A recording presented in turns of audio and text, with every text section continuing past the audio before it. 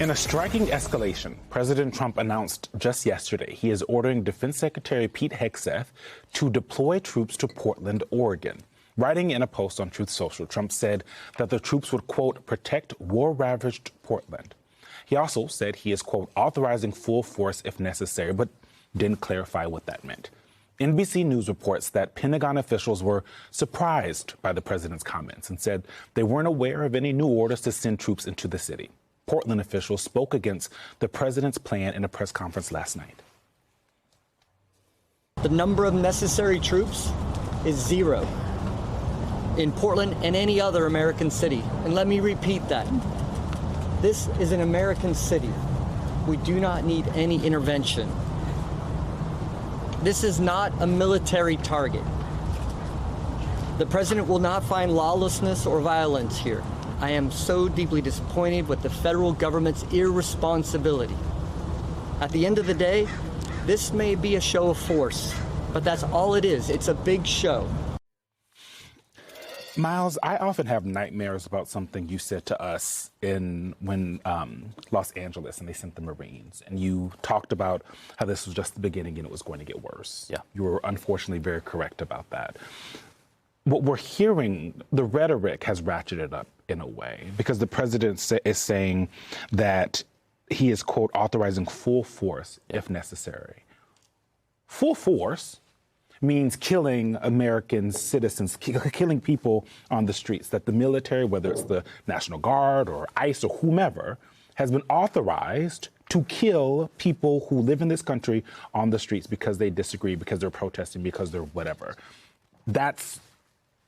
help me understand. This is bad, bad, bad. This is exactly what I was forecasting when we were together in June and talking about, as the news broke of the deployments into Los Angeles, the administration had this very, very thin veneer of legitimacy for why they were going into Los Angeles.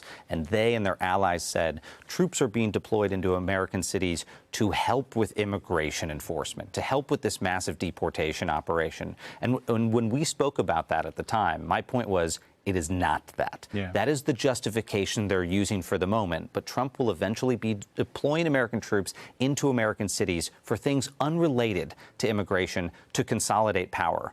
And now they've done that by announcing this here in Portland, that they didn't mention immigration at all. I mean, maybe they said they're going to protect ICE facilities, but the point was to go into war-ravaged Portland and, like you said, use full force. So they've completely gotten rid of the justification that these troops are going in to aid with immigration enforcement. They are going in now to advance the president's agenda, and that idea of full force is especially alarming because we have seen the Trump War Department engaged in illegal strikes in our hemisphere. They are engaging in strikes against boats of drug runners, allegedly, without any authorization from Congress and without the normal justification under the laws of war. Those same types of egregious actions and uses of the military could now, under that logic, be brought into the American homeland. That's how dramatic this is. And the test was L.A., we all moved on. Then the test was D.C., we all moved on. And now he has what he knows is there's no consequences. And everyone's passing the test, to be clear. Yeah.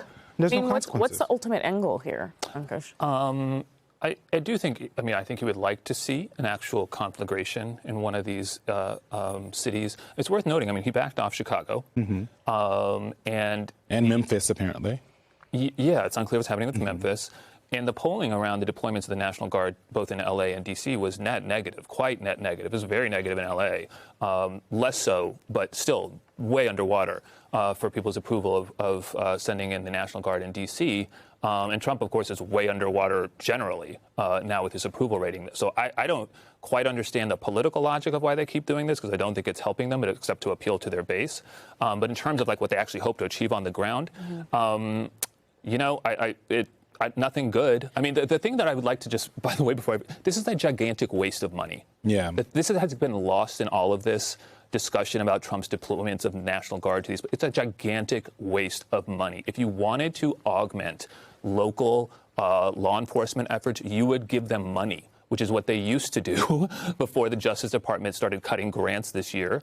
And the Trump administration started slashing the budget, including a major budget reduction at DOJ. But what's the big picture? Do we know? I mean, when you talk about troops to Portland, it's a third American city, designating Antifa domestic terrorists, Attorney General Pam Bondi saying she's going to deploy federal agents to all ICE facilities, or as many ICE facilities as she possibly can. Like, what is, I mean, connect the dots. Well, I think the operative word is what Ankush just said. Conflagration. Yeah. Okay, I had the dubious dishonor of getting daily phone calls and meetings with Stephen Miller when I was in the first Trump administration. And guys like Stephen Miller want to create a spectacle, and they want to incite violence, because that gives the administration the perceived justification to crack down harder. I actually think they were quite disappointed that Los Angeles didn't result in more violent riots, that in Washington, D.C., that didn't happen. They're trying to find cities where they're expecting that to happen.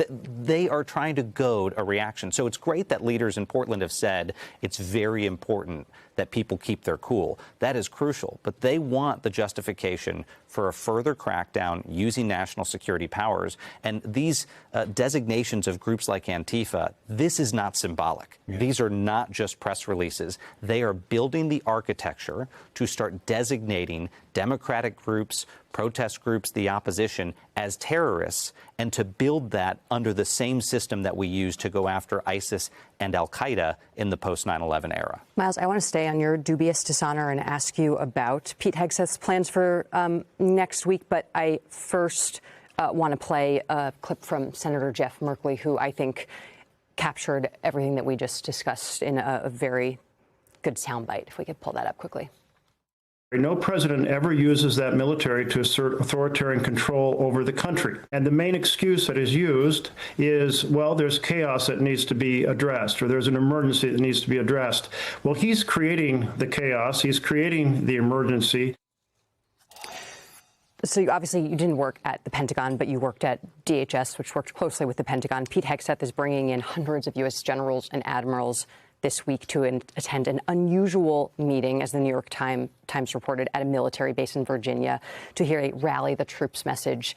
Are you worried about any of the national security concerns around such a gathering? Oh, yeah, absolutely. And I wasn't at the Pentagon in the Trump administration, but in the Bush administration, I was at the Pentagon, and this is unprecedented. You would never have this many flag officers fly in from all around the world, even just from a security perspective. Right. To put all of those people in the same place is a weird thing to do, is an unnecessary thing to do. What I don't buy is that they are just there for a rally the troops conversation.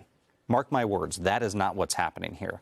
Some sort of significant policy announcement is going to be made, and at a very bare minimum, these officers are going to be intimidated and told, you're either on the team or not on the team. And that team isn't Team America, it's Team Trump.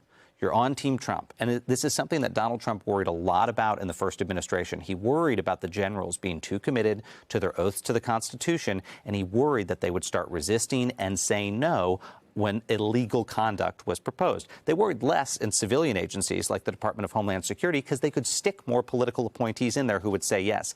It's harder for them to control who is in the military and in the ranks. So the best they can hope to do is, if they find disloyal people who won't obey illegal orders, move them out into different positions, find the ones who will be loyal to the president's goals and elevate them into those senior positions. That's what I think this is all about. Where's Mark Milley when you need him? Miles Taylor and Ankush Khardori, thank you so much for joining us this morning.